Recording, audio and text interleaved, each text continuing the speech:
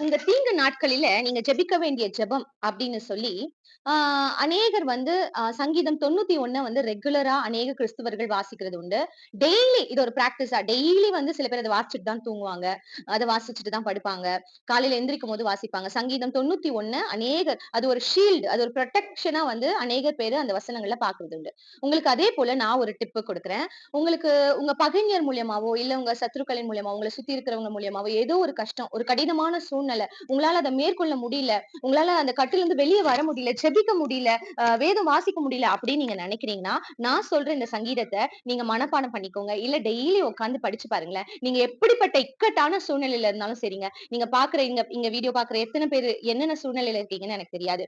எந்த சூழ்நிலையில இருந்தாலும் சரி, கர்த்தர் அந்த சூழ்நிலையை தலைகீழாய் மாற்ற வல்லவரா இருக்கிறாரு. நான் உங்களுக்கு அந்த வசனத்த வாசிச்சு காட்டுறேன். இந்த டிப்ப நீங்க எப்பவுமே ஃபாலோ பண்ணுங்க. உங்களுக்கு எதனா ரொம்ப கடினமான சூழ்நிலை இருக்கு. உங்களால வந்து அத சமாளிக்க முடியல. இல்ல உங்க சுற்றி இருக்கிற ஜனங்கள் மூலியமாவோ, இல்ல ஏதோ விரோதிகள் மூலியமாவோ, ஏதோ ஒண்ணு உங்கள ரொம்ப மனசு கஷ்டப்படுத்துது, ஒடுக்குது. உங்களால வந்து அங்கருந்து விடுதலையே ஆக முடியல அப்படின்னு நீங்க நினைக்கிற நேரத்துல, இந்த ஜெபத்த ஏறெடுத்து பாருங்க. இந்த மாதிரி வீடியோஸ நீங்க வந்து கன்டினியூஸா உங்களுக்கு தெரிஞ்சுக்கணும், கர்த்தருடைய வார்த்தைகள அறிஞ்சுக்கணும்னு நினைச்சீங்கன்னா, கண்டிப்பா மறக்காம என்னோட சேனல சப்ஸ்கிரைப் பண்ணிட்டு, இந்த வீடியோ லைக் பண்ணிட்டு கண்டிப்பா பாருங்க. வாங்க வசனத்துக்குள்ள போகலாம். சங்கீதத்தின் புஸ்தகம் 70வது அதிகாரம். தேவனே என்னை விடுவியும், கர்த்தாவே எனக்கு சகாயம் செய்ய தீவிரையும், என் பிராணனை வாங்க தேடுகிறவர்கள் வெட்கி நாணுவார்களாக. எனக்கு தீங்கு வரும்படி விரும்புகிறவர்கள் பின்னிட்டு திரும்பி லட்சை அடைவார்களாக. ஆஹா ஆஹா என்பவர்கள் தாங்கள் அடையும் வெட்கத்தினால் பின்னிட்டு போவார்களாக.